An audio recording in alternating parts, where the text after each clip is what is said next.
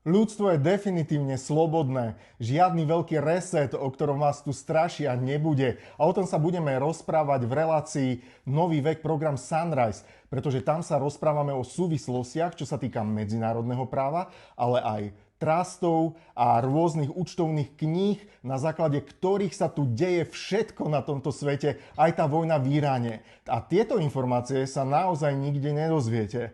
Ale budeme sa rozprávať aj o praktických veciach. Však, Peťo? Presne tak, a ja som veľmi rád, že po mesačnej pauze opäť vysielame 5.4.2026 o 21. hodine večer, čiže v nedeľu.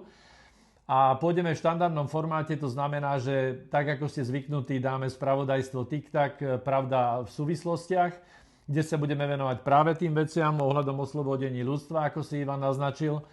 A som veľmi rád, že môžeme privítať v relácii troch hostí, podielníkov z okolia Nitry, ktorí nám predstavia svoju kroniku, ako vytvárali spolu komunitu a predstavia nám nové číslo časopisu Junač. No a na konci, ako vždy, bude veľké posolstvo ľudstvu. A tam sa dozviete, že všetko je už hotovo vyriešené. Takže počujeme sa. Presne tak, v nedeľu 5.4. o 9. hodine večer sa na vás tešíme.